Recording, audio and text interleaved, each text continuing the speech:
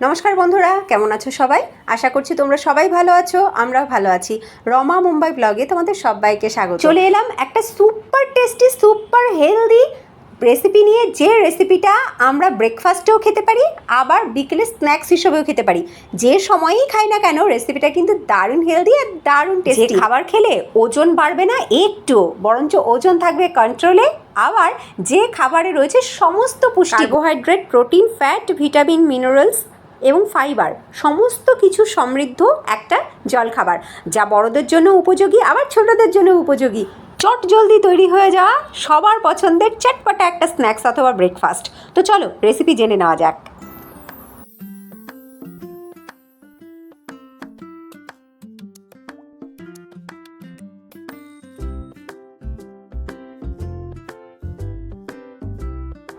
এই দারুণ টেস্টি চটপটা রেসিপির জন্য দরকার কাবলি চানা এবং মটর, আলু, তার সাথে কিছু ভেজিটেবলস।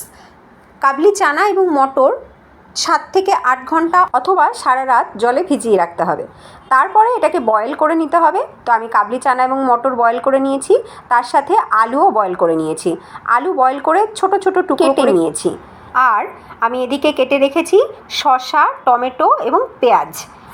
চাইলে এতে বিট এবং গাজর কুচিও অ্যাড করা যেতে পারে।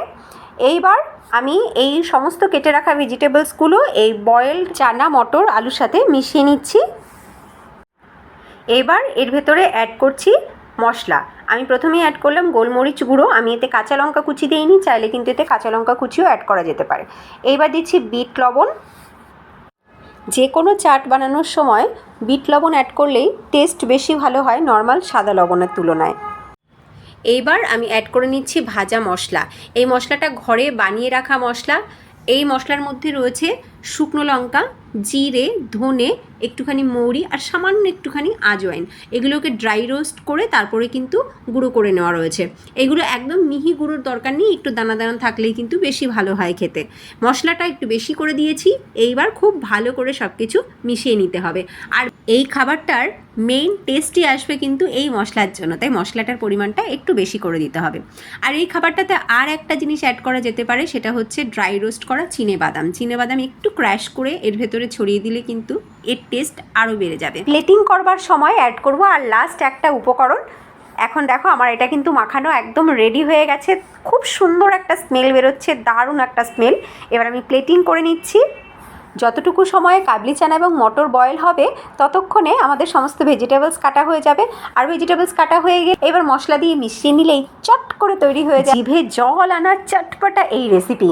এই রেসিপি সকালের জলখাবারের জন্য যেমন ভালো, তেমনি কিন্তু বিকেলের স্ন্যাক্স হিসেবেও অসাধারণ। এইবার সর্বশেষ ম্যাজিক উপকরণ, সেটা হচ্ছে লেবুর রস। লেবুর রস ছড়িয়ে দেওয়ার পরে এর স্বাদ আরও অনেক গুণ বেড়ে যায়। রেডি হয়ে গেল প্লেট। কি জিভে জল আসছে? তো আমার তো আসছে, আমি আর তর সইতে পারছি না, তাড়াতাড়ি করে খেতে হবে। এই প্লেটটা নিয়ে যাচ্ছি আমার ছেলের কাছে।